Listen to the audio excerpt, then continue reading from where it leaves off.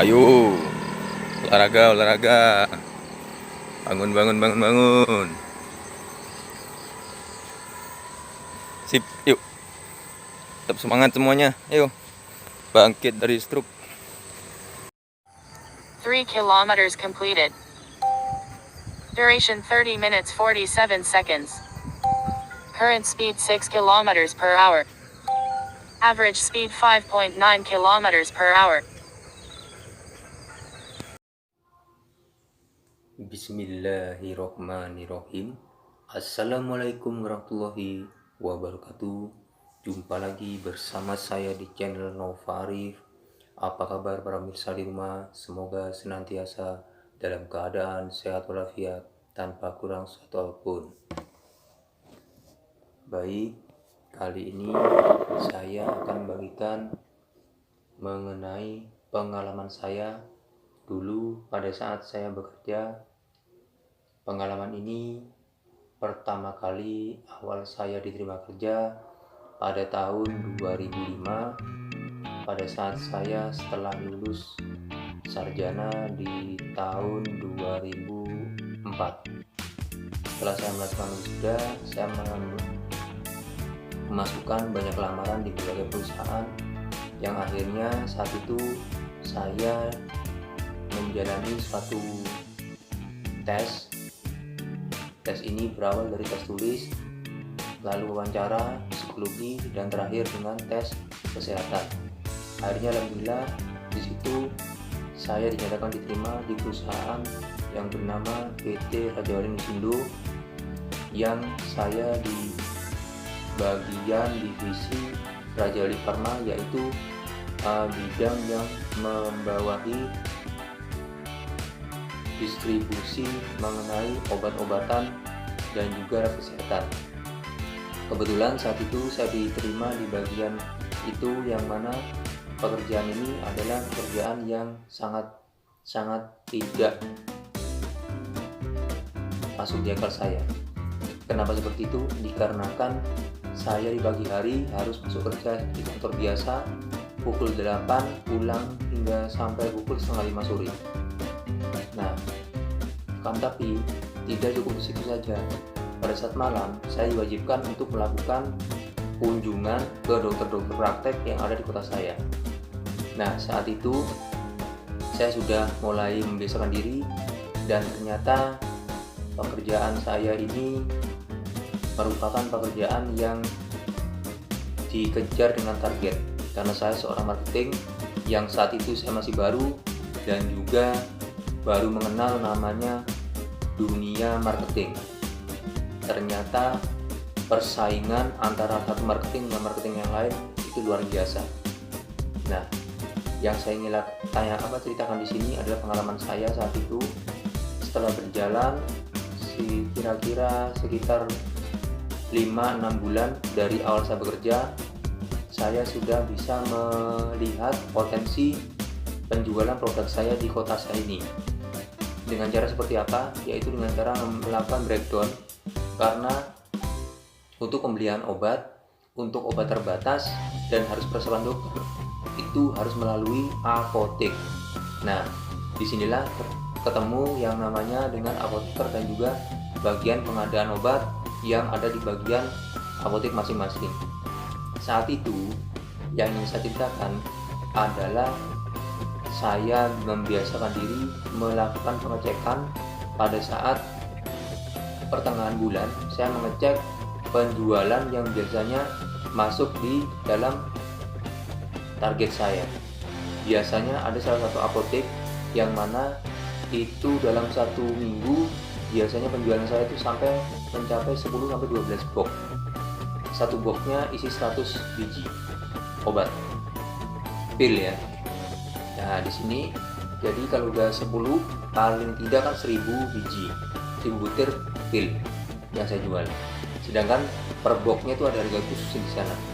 Nah, suatu ketika saya cek di situ, di satu minggu itu penjualan saya cuma satu box saja. Sehingga saya ingin menanyakan, ada kondisi apa, ada permasalahan apa, atau mungkin sesuatu yang mungkin menghambat penjualan saya ke apotek tersebut. Setelah berkunjung ke sana, bertemu dengan bagian pengadaan obat dan bertemu dengan bagian apoteker.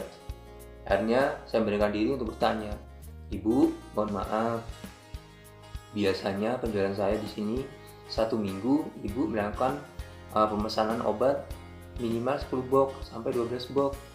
Ini minggu ini kenapa ya Ibu? Kok sampai saat ini cuma 1 box saja?" Ternyata apa jawabannya? "Mas, berarti kan alhamdulillah kalau tidak banyak saya pesan obat artinya masyarakat Jember ini sehat semua. Tidak butuh obat, artinya orang sehat semakin banyak." Di situ suatu tamparan buat saya bahwa saya ini berkesan saya berharap orang itu sakit.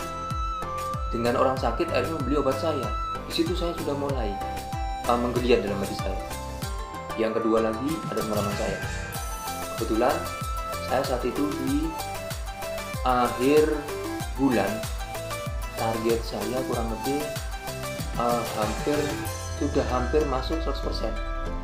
Akhir bulan itu hari terakhir itu saya bingung karena apa? Penjualan saya cuma kurang kisaran 3-4 juta saat itu. Pagi saya ambil koran, saya baca di koran. Apa yang terjadi? Saya baca koran itu, ternyata dalam koran itu ada berita seorang laki-laki luka bakar karena disiram bensin oleh istrinya dikarenakan istrinya ini cemburu. Nah, saya baru baca itu, telepon berdering di bagian pengadaan, bagian pak tulis. Nah, setelah telepon selesai, bagian pak tulis mengabarkan ke saya, "Mas, ada kabar baik, Saman dapat omset hari ini, ketambahan, target Saman masuk bulan ini." Saya senang, oh target saya masuk. Nah, ternyata dari situ saya kan ingin memastikan apa mungkin butuh lagi obat luka bakar itu. Kebetulan saya pegang obat luka bakar yang berbentuk krim.